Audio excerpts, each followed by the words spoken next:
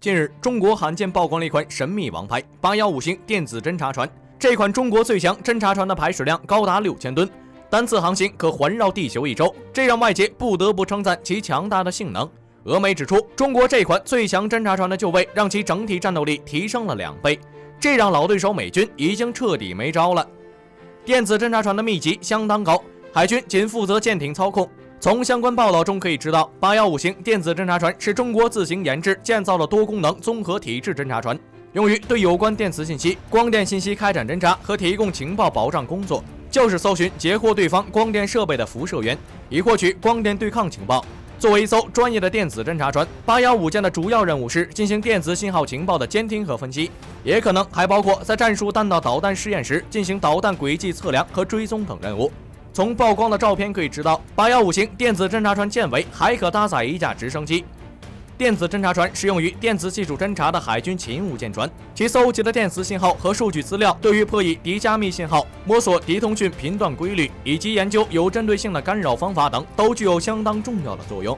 一般情况下，大型电子侦察船的排水量都在4000吨左右，航速20节，从而满足较长时间在海洋上对港岸或海上舰船等目标实施电子侦察任务。由于同时对电子设备研发和舰船建造具有较高要求，目前有能力建造电子侦察船的国家非常稀少，仅有中美俄日以及欧洲部分国家能够完全依靠自身力量建造电子侦察船。电子侦察船适用于电子技术侦察的海军勤务舰船，装备有各种频段的无线电接收机、雷达接收机、终端解调和记录设备、信号分析仪器及接收天线等，有的装备还有电子干扰设备。进入新世纪第2个10年后，经济腾飞的中国也开始有了相对宽松的军费，开始对自己的军队，特别是海军进行现代化更新，打造全天候并且可以覆盖远中近海的战场侦察与监视体系，成为中国海军的头等大事。再度建造815级电子侦察船也成为了这一体系中不可缺少的一环。当前从公开资料可以知道，815型电子侦察船长130米，宽16.4米，吃水6.5米。主机采用柴油机作为动力，最大航速超过20节。815型的排水量相当大，达到近6000吨之多。而当时中国海军现役主力战舰中，排水量超过5000吨的都屈指可数。除了引进4艘现代级驱逐舰外，也只有1艘深圳舰拥有超过6000吨的排水量。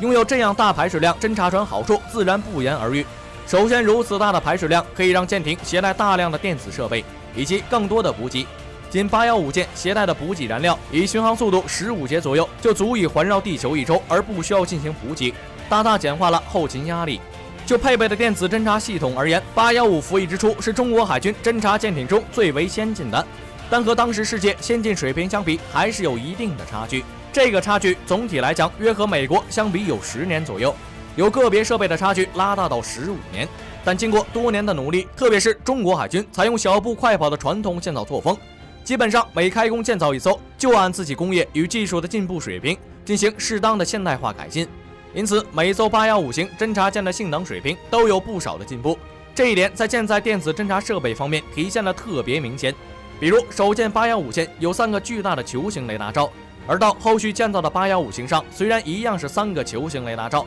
位置也相同，但是体积却比首舰小了一些。很显然，电子工业的飞速进步，里面的雷达系统体积得到大幅度减小，重量也进一步减轻。除了舰上搭载的电子系统日益先进，舰艇本身也随着中国造船工业的进步而进一步现代化。比如后续舰因为装备新型电子设备，导致全舰排水量增加到7000吨，因此采用2台改进型柴油机。为了保证在大洋上稳定航行，舰体下方2侧安装了2组减摇器，大幅减轻全舰的摇摆度，提高在恶劣高海况下舰艇航行的稳定性。